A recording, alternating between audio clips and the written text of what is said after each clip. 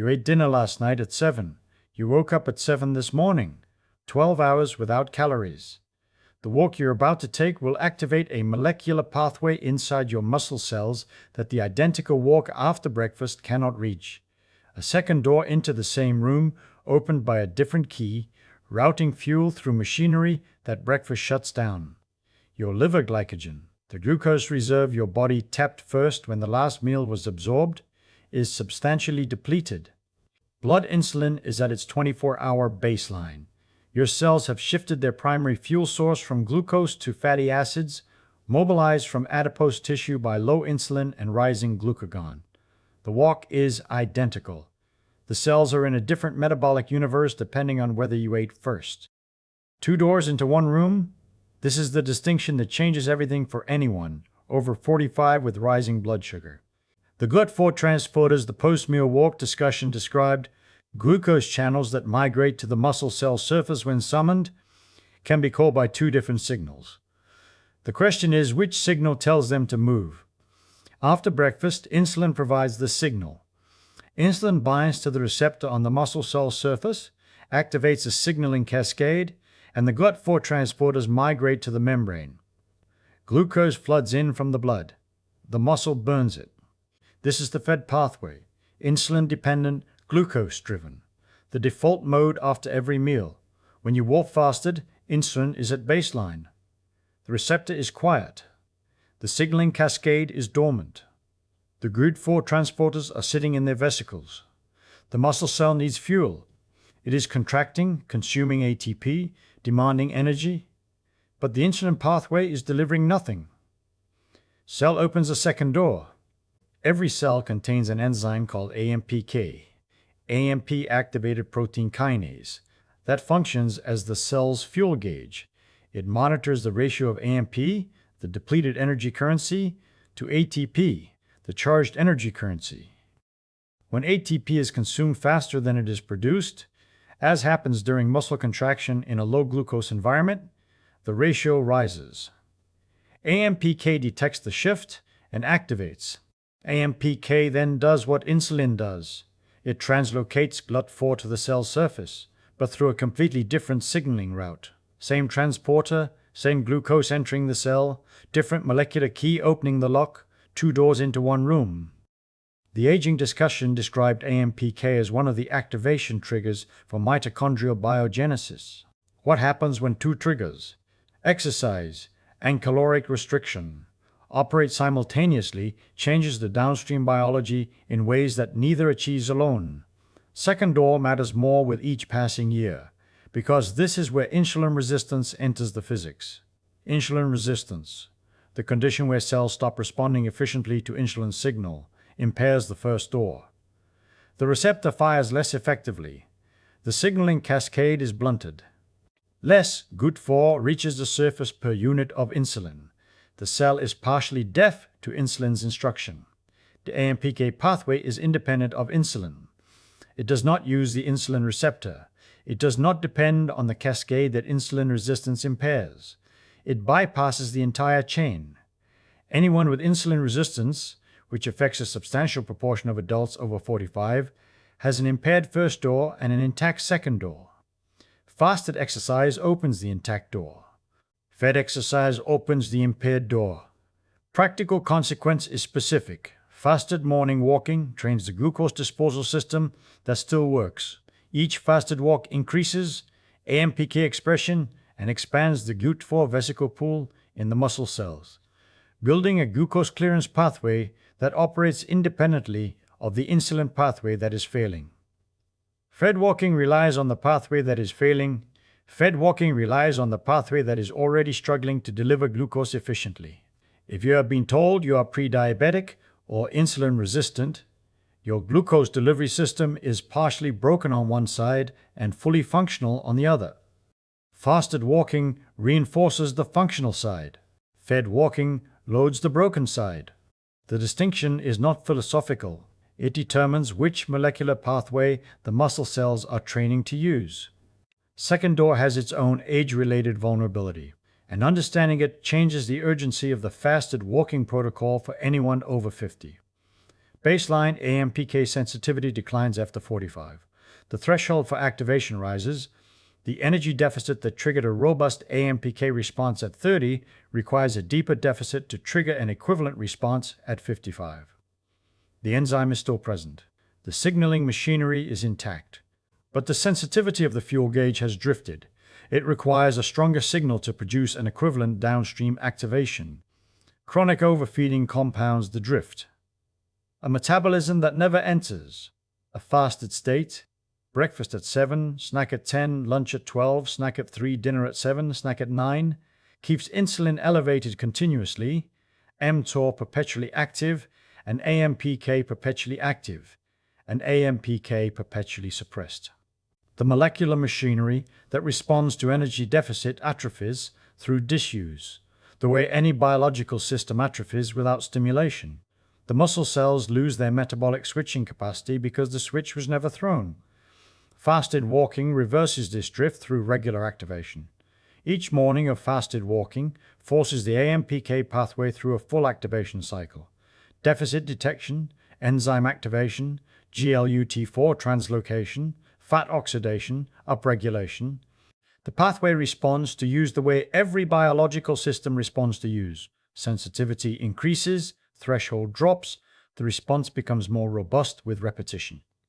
An AMPK pathway that has been dormant for years responds to the first week of fasted walking the way any atrophied system responds to resumed demand. Sluggishly at first, then with increasing sensitivity as each activation cycle restores what disuse suppressed. Insulin resistance conversation changes once both doors are in the picture. The first door, insulin-mediated GUT4, is failing. The second door, AMPK-mediated GUT4, is intact but weakening from disuse. Fasted walking does not just use the second door. It prevents the second door from degrading through the disuse that is compounding the failure of the first. Waiting until both doors are impaired leaves fewer options than maintaining the second door while the first was declining. Glycogen compartmentalization adds a dimension the blood glucose number alone does not capture. Liver glycogen is the systemic glucose reserve, the pool the liver draws from to maintain blood glucose between meals. After 12 hours of fasting, liver glycogen is substantially depleted. But muscle glycogen is different. It is locally stored and locally consumed, trapped inside the muscle cell by the absence of the enzyme, glucose. 6-phosphatase that would allow it to re-enter the bloodstream. Muscle glycogen from yesterday's meals may be partially preserved even when liver glycogen is depleted.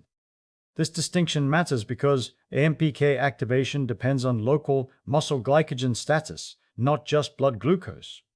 When you begin a fasted walk, the contracting muscles draw down their local glycogen reserves first. As the local glycogen depletes across the first 10 to 15 minutes of walking, the AMP to ATP ratio in those specific muscle fibers rises progressively, which is why the AMPK signal strengthens across the walk rather than being maximal from the start. The fat oxidation that feels modest at minute 5 is substantially higher by minute 20 because the local glycogen depletion has deepened and the AMPK signal has deepened, and the AMPK signal has intensified. Practical consequence: a 20-minute fasted walk captures more of the AMPK amplification than a 10-minute fasted walk. The local glycogen depletion that drives the strongest AMPK signal requires time to develop. The walk does not need to be 30 or 40 minutes, but it should be at least 20 to allow the local glycogen to deplete sufficiently for the full AMPK response to develop. Fuel switch next? Because the source of the calories the walk burns changes dramatically depending on whether insulin is present. During fed state exercise, insulin suppresses lipolysis, the breakdown of stored fat into free fatty acids.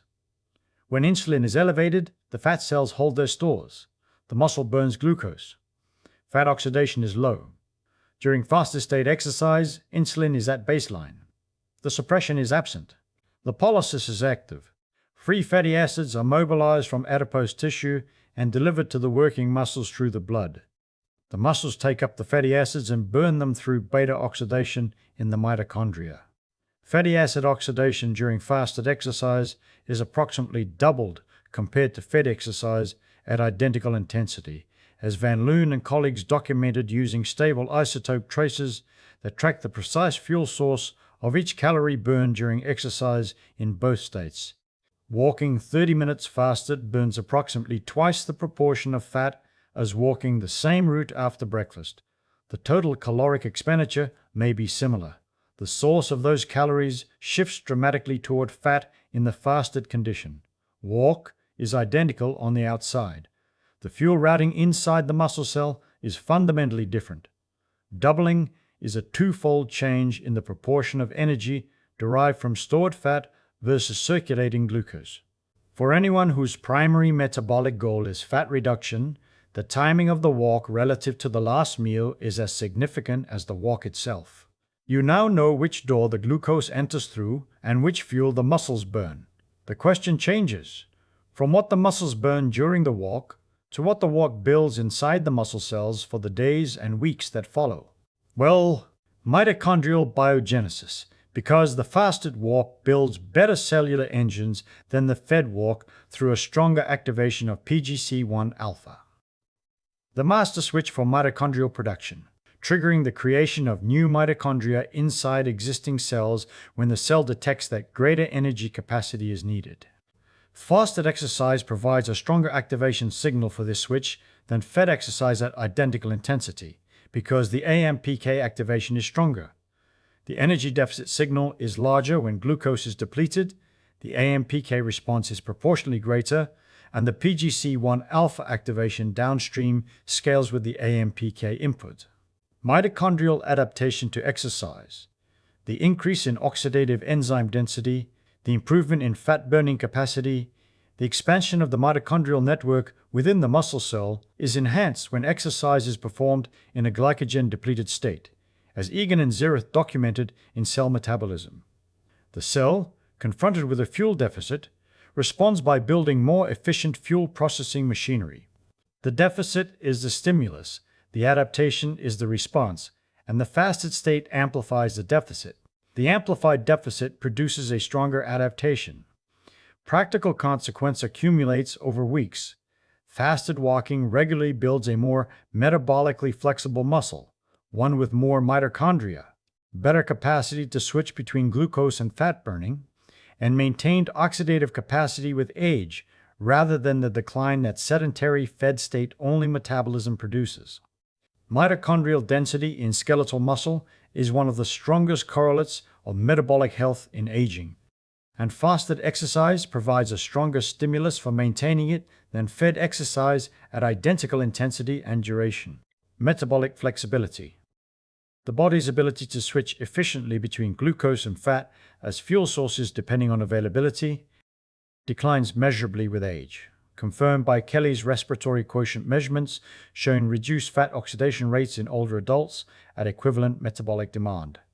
A metabolically flexible 25-year-old transitions smoothly from glucose burning in the fed state to fat burning in the fasted state, adjusting fuel routing within minutes based on substrate availability. A metabolically inflexible 55-year-old struggles with the transition. The cells remain partially locked in glucose burning mode even when glucose is depleted, producing the fatigue, irritability, and lightheadedness that many people experience when they skip a meal, irritability, and lightheadedness that many people morris. The inflexibility produces the sensation that the body needs frequent meals. The cells are signaling fuel deficit because they cannot efficiently access the abundant fat stores that should be sustaining them between meals. Fasted walking trains metabolic flexibility directly. Each fasted walk forces the muscles to execute the glucose to fat transition under real demand, contracting muscles that must access fat stores because glucose is unavailable. The enzymes, the transport proteins, and the mitochondrial machinery required for the transition are all upregulated by regular use. If you find fasted walking difficult in the first week, lightheaded, irritable, low energy, you are experiencing the cost of metabolic inflexibility. If you find it easy after 4 weeks, you have rebuilt the metabolic switching capacity that disuse and constant feeding allowed to atrophy. The morning sequence is no longer optional in any week where the numbers matter to me. Cortisol boundary deserves specific attention because it determines the difference between a fasted walk that produces adaptation and a fasted run that produces damage. Moderate walking in the fasted state produces a mild cortisol elevation that supports fat mobilization and enhances alertness. an appropriate stress response that aids the metabolic process. High-intensity exercise in the fasted state, running hard, heavy resistance training, interval sprints, produces a cortisol surge that exceeds the adaptive threshold. Elevated cortisol in combination with depleted glycogen and low insulin triggers muscle protein catabolism. The body breaks down muscle tissue to convert amino acids to glucose through gluconeogenesis. The muscle preservation that the walk achieves is reversed by the run.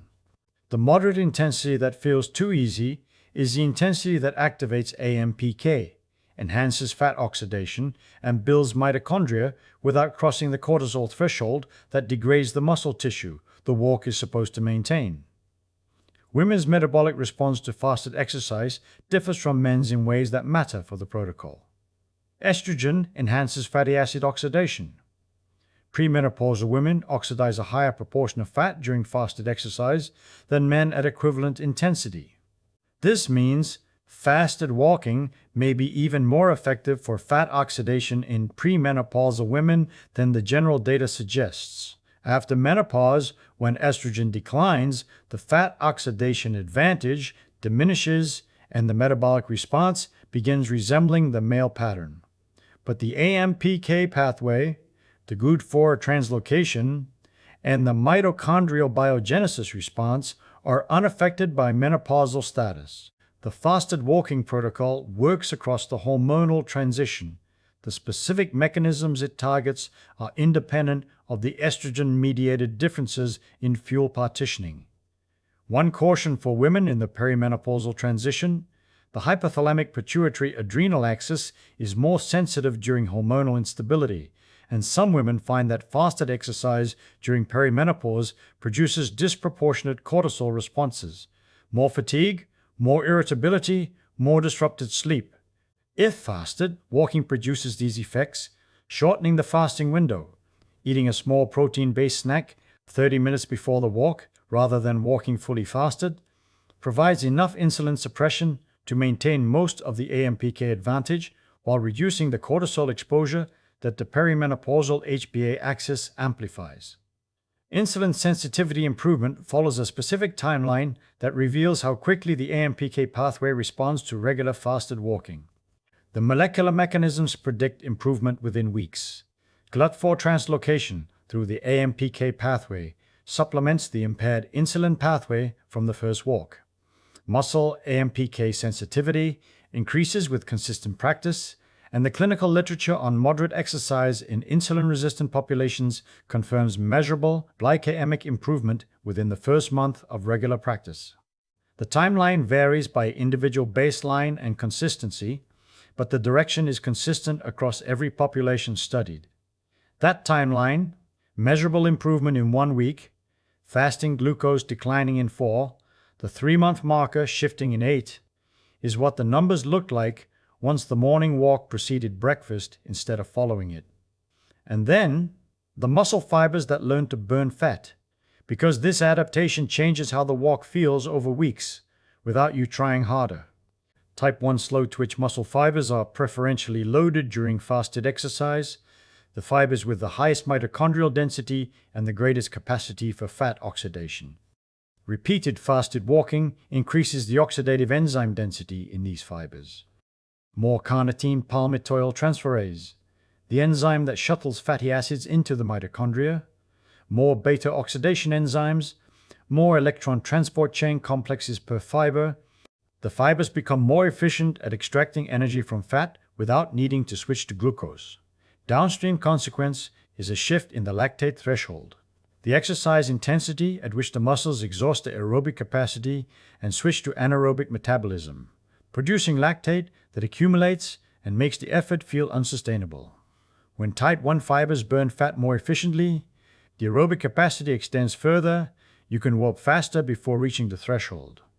The comfortable pace increases over weeks without increased effort.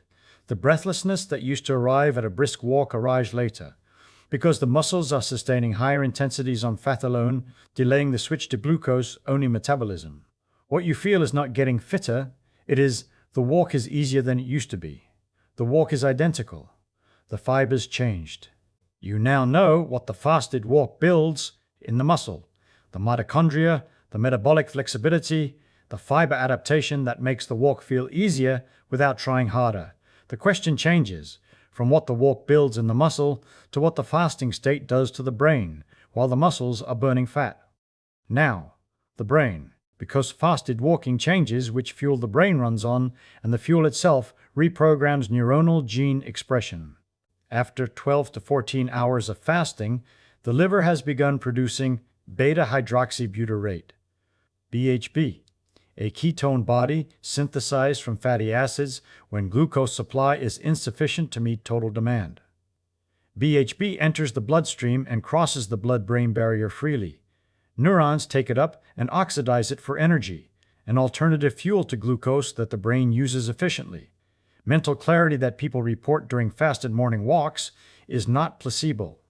The brain is running on a different fuel mixture than it runs on after breakfast. Glucose is still present. The brain always maintains some glucose supply through gluconeogenesis. But BHB is supplementing it, and the proportion of brain energy derived from ketones increases with fasting duration. BHB is also a signaling molecule. BHB directly inhibits histone deacetylases, enzymes that silence gene expression by keeping chromatin tightly wound, a finding Shimazu's team published in Science. By inhibiting these enzymes, BHB opens the chromatin and upregulates specific genes in neurons. BDNF, brain-derived neurotrophic factor, the protein that drives hippocampal neurogenesis, and antioxidant defense genes including FOXO3A and methylmethionine-2, both of which protect neurons from the oxidative damage that accumulates with age. Fasted walking does not just feed the brain an alternative fuel.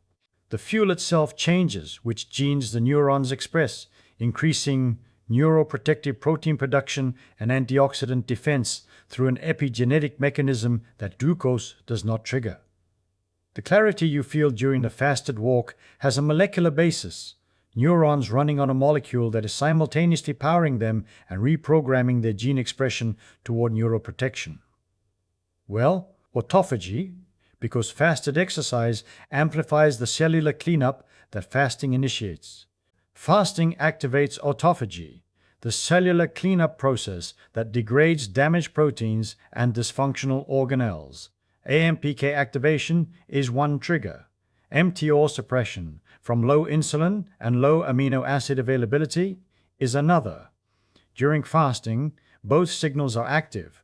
AMPK is sensing the energy deficit, mTOR is suppressed by the absence of nutrients, and the autophagy machinery is running. Exercise during fasting amplifies both signals. Muscle contraction further increases AMPK activation. The energy deficit from exercise on top of the fasting deficit pushes the AMP to ATP ratio higher than either stimulus alone. Walking for 20 minutes fasted produces a combined stimulus for cellular maintenance that exceeds what either fasting or exercise achieves independently. The inputs are synergistic rather than additive. Cellular cleanup provides matters more after 45 because the baseline autophagy rate declines with age. The machinery still works. The genes that encode the autophagy proteins are unchanged. But the activation signals become weaker as metabolic flexibility declines and the body spends more time in the fed, insulin-elevated, mTOR active state that suppresses autophagy. Fasted exercise restores the activation signal intensity that the aging metabolic environment has been dampening. Post-walk insulin sensitivity window is the most directly measurable consequence of the entire fasted walking protocol, and anyone with a glucometer can verify it the same morning. After fasted exercise, the muscle cell's insulin sensitivity is acutely elevated for 2 to 4 hours. GLUT4 transporters remain at the cell surface longer than they do after rest, and the insulin receptor sensitivity is temporarily enhanced by the exercise-induced signaling. When you eat breakfast after the fasted walk, both doors into the muscle cell are open simultaneously, the AMPK-mediated GLUT4 from the exercise and the insulin-mediated GLUT4 from the meal. The first meal after fasted walking produces a measurably lower glucose spike than the identical meal consumed without the preceding walk. If you eat 2 eggs and toast at 7:15 after a 20-minute fasted walk, you will produce a lower post-meal glucose peak than an identical meal at 7:15 without the walk. The difference is measurable with a continuous glucose monitor or a finger prick glucometer. The post-walk meal curve is flatter, peaks lower, and returns to baseline faster. The walk changed the muscle cell's readiness to receive the glucose the meal delivers. Both doors open simultaneously, clearing glucose through two pathways that a sedentary morning provides through one. Window closes gradually over 2 to 4 hours as the exercise-induced GLUT4 translocation subsides. Eating within 90 minutes of the walk captures the peak of the sensitivity window. Waiting 4 hours to eat misses the enhanced disposal and offers only the fasted benefits: fat oxidation, BHB production, autophagy amplification. Without the synergistic insulin sensitivity enhancement the post-walk meal provides. Morning timing aligns the fasted walk with the circadian system in ways that evening fasted walking cannot replicate. The cortisol awakening response.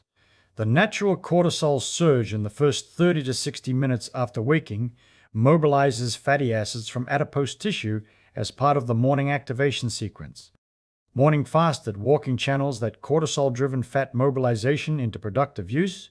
The muscles burn the fatty acids that cortisol released. Without the walk, the mobilized fatty acids circulate and are re-esterified back into storage. The cortisol surge produces a metabolic preparation for physical activity that modern sedentary mornings never deliver. Evening fasted walking fights the circadian system. Cortisol is at its daily nadir. Melatonin is rising, and the metabolic environment is transitioning towards storage. The AMPK pathway still activates, but the hormonal support for fat mobilization is weaker, and the exercise-induced cortisol elevation in the evening can disrupt the melatonin onset that sleep requires. Morning timing is circadian matched, the endocrine system is already mobilizing fuel, the metabolic machinery is in its most oxidative configuration, and the exercise channels the morning hormonal preparation into the physical demand it was evolved to support. And then, the protocol, because the logistics determine whether this becomes a daily practice. Morning walk before eating, 20 to 30 minutes at moderate pace. The pace where conversation is comfortable, where breathing is elevated but unstrained. Walking, not running. High-intensity exercise in the fasted state produces excessive cortisol release that can catabolize muscle tissue and negate the metabolic benefits. The moderate pace activates AMPK optimally without triggering the stress response that high intensity produces in an energy-depleted system. Water before the walk. Blood viscosity is at its 24-hour maximum after overnight dehydration. The morning cardiac risk window. 400 to 500 milliliters of water before the walk dilutes the viscosity. Hydration does not break the fast. Coffee without sugar or milk is compatible. Caffeine modestly enhances fatty acid mobilization and does not significantly elevate insulin. Eat after the walk. The fasted window does not need to extend beyond the walk. The AMPK activation, the enhanced fatty acid oxidation, the PGC1 alpha upregulation, the BHB-mediated gene expression changes. All are triggered during the walk itself and continue for hours afterward, regardless of when you eat. The walk is the stimulus. The adaptation occurs in the hours that follow. Extending the fast beyond the walk adds diminishing returns while increasing cortisol exposure and muscle protein breakdown that the post-walk meal would prevent. Anyone taking medication for diabetes should consult their physician before fasted exercise. Some medications lower blood glucose independently of food intake, and fasted exercise on top of glucose. Lowering medication can produce hypoglycemia. The fasted walking protocol is safe for metabolically healthy individuals and for those with insulin resistance or prediabetes who are not on glucose-lowering medication. For anyone on medication, the physician determines the safety of the timing. That routing. 2 doors into one room, the fuel switch doubling fat oxidation, the mitochondrial and cellular maintenance systems strengthening through the energy deficit, and the brain running on a molecule that reprograms neuronal gene expression toward neuroprotection is what reversed the sequence. The door opens before the kitchen does, and the routing cannot go back once the molecular difference between the two pathways is understood. and the door that routes glucose without needing insulin. The door that still works when insulin resistance has impaired the other one is trained only when the movement happens on an empty stomach.